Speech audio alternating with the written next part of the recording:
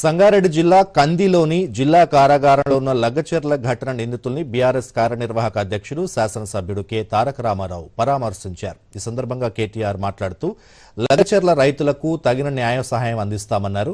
వారి కుటుంబాలకు అండగా ఉంటామని తెలిపారు. ప్రభుత్వం కుట్రపూరిత చర్యలకి పాల్పడుతోందని ఆరోపించారు. గతంలో రేవంత్ రెడ్డి ఫార్మా కంపెనీల్ని వ్యతిరేకించి అధికారంలోకి రాగానే మాట మార్చి ఫార్మా కంపెనీలకు 1000 ఎకరాలు కావాలంటున్నారని వివరించారు.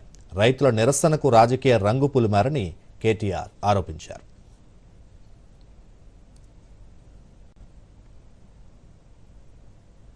సాధించుకున్న తెలంగాణలో ఇవాళ ఒక రాబందు మాదిరిగా రేవంత్ రెడ్డి అనాలోచితంగా ఏ ఫార్మా కంపెనీలు అంటే కాలుష్యం అని ఆయననే ప్రచారం చేసిండో అదే ఫార్మా కంపెనీని కొడంగల్ తెస్తా ఇక్కడ పెడతా దానికి 3000 ఎకరాలు కావాలా అని చెప్పి పేదల భూములు గుంజుకుంటుంటే వాళ్ళు మరలబడ్డారు. వాళ్ళు మరలబడితే 9 నెలలు వాళ్ళు పోరాటం చేసినా ఎవడూ పట్టించుకోకపోతే అధికారులు వస్తే వాళ్ళు నిరసన చెప్పినారు.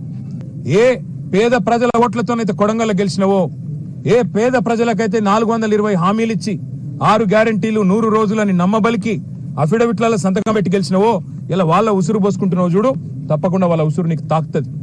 నేను ఒకటే మాట చెప్తా ఉన్నా, ఆ కుటుంబాలన్నిటికీ కూడా మీకు మొత్తంగా బీఆర్ఎస్ అండగా ఉంటది.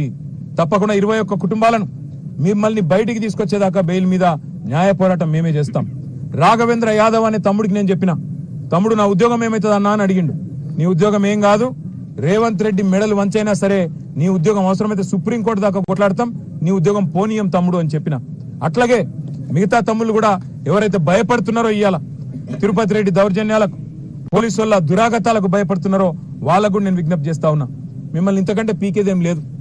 ఇప్పటికే కేసులు పెట్టిండ్రు, అటెంప్ట్ మర్డర్ కేసు పెట్టిండ్రు, ఇక జైలు అనేది తెచ్చిపెట్టి